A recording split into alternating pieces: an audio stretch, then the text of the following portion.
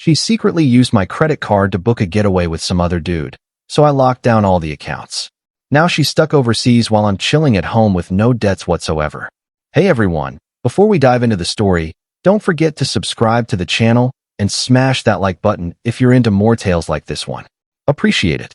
I never imagined I'd be the one sharing a story like this. Truth be told, I always viewed myself as fairly ordinary in the most comforting sense. I hold down a reliable job. I settle my bills promptly. I avoid carrying any debt. And I even like reviewing my credit score from time to time. Nothing like blockbuster thrilling, but it brought me serenity. That's who I was when I first met Sarah. She was completely different. Adventurous, quick to act, full of life.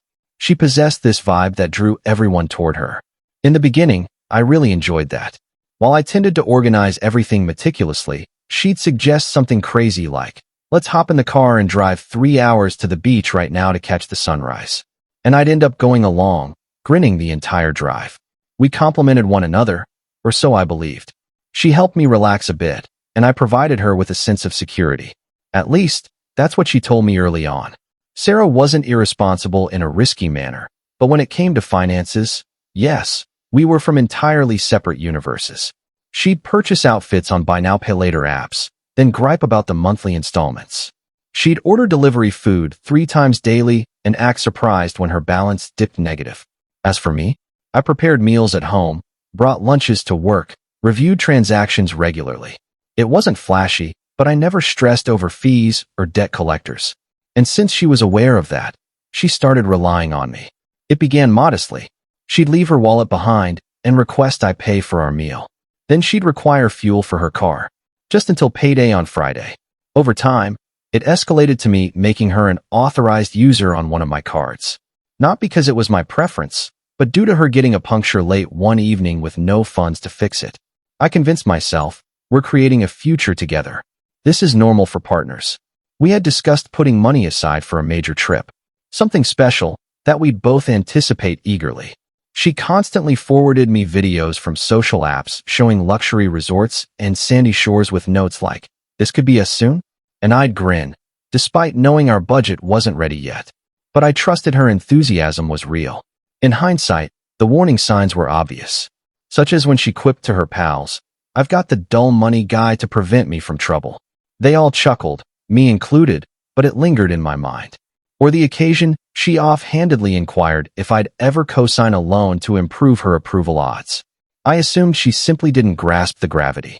I reasoned she was youthful, lighthearted, and I was the dependable type. In reality, I was priming myself for a major shock. The initial oddity didn't shout infidelity. It appeared as potential fraud. One evening, while routinely examining my card statement, a habit I maintained weekly, I spotted a transaction exceeding $1,200 from an airline. 4 round-trip fares. Initially, I figured perhaps Sarah had purchased something for the two of us without telling me. She enjoyed surprising me, even if it often involved food I wasn't craving. But this was on another level. This involved serious cash. Hey, I said, stepping into the living room as she browsed videos on her phone. Did you charge flights to my card? She glanced up, perhaps a bit hastily. Oh yeah, that. It's for a professional opportunity. Heading out with a few buddies.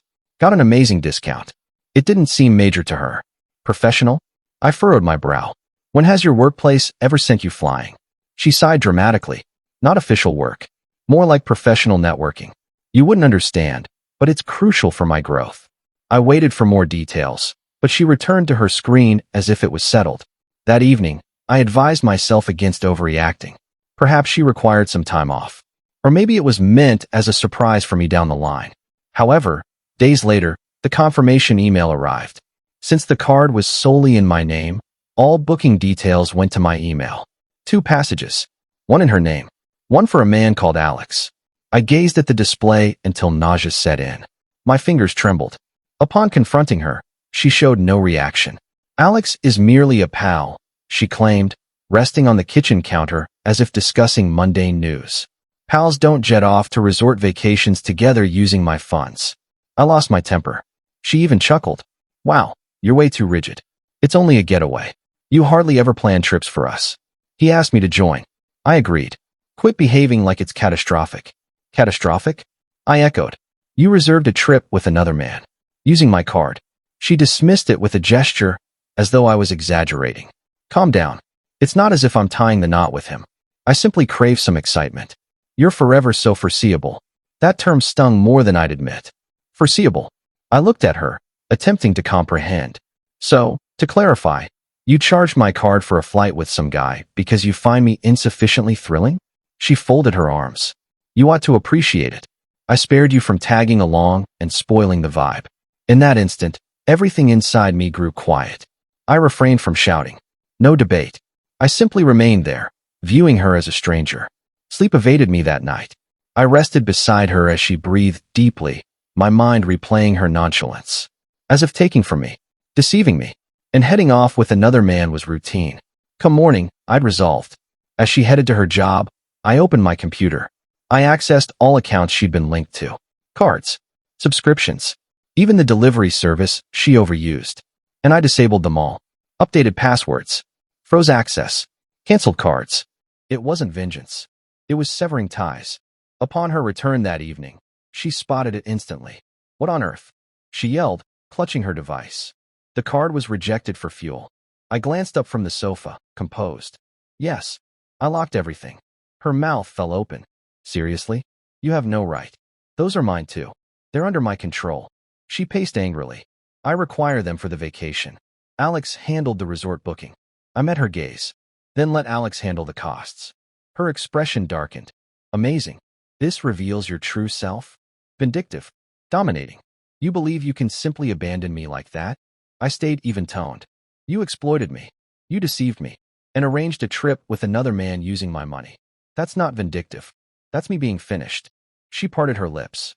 Then shut them, unsure whether to rage or weep. At last, she whispered sharply. You'll be sorry. Nobody else will tolerate your dullness. I rose, took the overnight bag I'd prepared, and moved to the exit. I'd prefer dull solitude over being played with you, I murmured. And that concluded it. No explosive argument. No endless battle. Simply me departing, leaving her in the shared space with only her device and fury. I avoided checking on her. No social media lurking. Didn't inquire with shared acquaintances. Yet details emerge when drama unfolds. The initial news arrived via a colleague of hers who knew me too. Not super tight, but she messaged me. Hi, not trying to cause issues. But Sarah's freaking out. She's in Cancun, and her cards seem inactive. She's requesting funds from everybody. What went down? I nearly chuckled. What went down? Plenty. Indeed. Evidently, she proceeded with the trip regardless. Assuming I wouldn't follow through, she prepared luggage, took the flight with Alex, likely expecting luxury funded by me. But upon attempting payments, truth struck. Inactive cards. Zero alternatives. And Alex? Reports said he enjoyed the perks while it appeared effortless for her. But footing bills himself? No thanks. Word was he bailed after a couple days, saying he wasn't there to manage her money issues. She ended up trapped abroad without funds, aid, or facade. Her social posts halted. Day 1 featured lounging photos by the water with notes like, at last escaping airplane palm tree sparkles. By the 3rd, radio silence. Complete quiet. Upon her return, I avoided contact. But chatter spread. She contacted her mother for a transfer to afford the flight home. And the reason was public. Those same pals she'd joked with, who heard her boast about her steady guy, began sharing the tale privately. Not in my support, but for the drama. And it was harsh. Stranded in Cancun. Ditched by the guy. Pleading for money. For a person who fed on spotlight and image, public embarrassment was ultimate torment. And I did nothing actively. Messages began soon after her arrival back. Initially casual. Sarah. Huh. So you locked the cards. Gutsy. Sarah. Let's discuss. Stop ghosting. I didn't reply. Next day, change in approach. Sarah. Fine. I see you're upset. But stranding me wasn't necessary. Know how risky that was.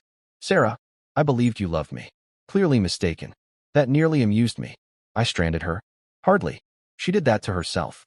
Silence failing, guilt attempts. Sarah. You'll discard our time together for a single error? Single. Sarah. I only accepted because you never planned getaways. You drove me to it. Calls followed. Many. I blocked. She persisted. Days later, note from a shared friend. Yo. Sarah claims she seeks resolution. Meet once. She's distraught. Declined. Then her mother rang. She'd always shown contempt for me. Whatever you did to my girl, she's wrecked. Act mature and speak to her. I ended the call. Eventually, a late knock. I answered to Sarah there. Puffy eyes, runny makeup. May we speak? She pleaded. I blocked the entry. About what? She fidgeted. I screwed up, all right? I lost myself in the excitement. You're beneficial for me. Always have been. Didn't intend escalation. I remained neutral. You took from me, Sarah? Deceived me. Then ridiculed my lack of thrill. What response do you expect? Her tone broke. Forgiveness. Moving forward. Please. I seek fresh start. Know us. Then it dawned. Her tears weren't for me. For the loss. Reliability. Backup. The guy who'd catch her. But he was gone. I rested on the frame. Arms folded. As Sarah waited with tear tracks. Sarah. I stated deliberately. This wasn't a slip. You orchestrated. Secret bookings. Mock me to friends. Label me dull. All intentional. She denied vigorously. No. Stupid move. Felt unsure, maybe. Craved thrill once. But you're my trust. My home. I felt empty. No rage. No pain. Simply over. Your decision made. Face the consequences. She quivered. That's final? Discarding us as worthless. No, I replied steadily. You discarded. I'm merely leaving the mess. Door shut. Her sobs echoed briefly outside. Then quiet. Final in-person encounter. Weeks on, news circulated quickly. Acquaintances shared the vacation wasn't simple relaxation. Group of ladies bar hopping in Mexico. Shots with strangers, boasting independence. She reportedly maxed her personal cards post-cutoff. Back home, the flirted with guy vanished. She attempted framing as temporary. But belief waned. I, however, flourished. I'd terminated the shared rental, relocated to a compact, tidy place. Solo. Resumed jogging. Took extra hours. Relinged with overlooked friends from supporting her. Ironically, dropping the dull worry made existence vibrant anew. Not via turmoil. Via tranquility. Months passed. Updates said she continued clubbing with the crew. Uploading night-out pics, as if fine. Yet comments revealed truth. Callouts. Jabs. Queries on her former ideal partner she'd flaunted. I stayed silent. Unnecessary. As I'd moved on entirely. She sought wild thrills. Received them. I sought dignity. Gained it. Through departure. Thanks for watching. Be sure to subscribe and like the video. What's your take on this tale? Drop thoughts in comments.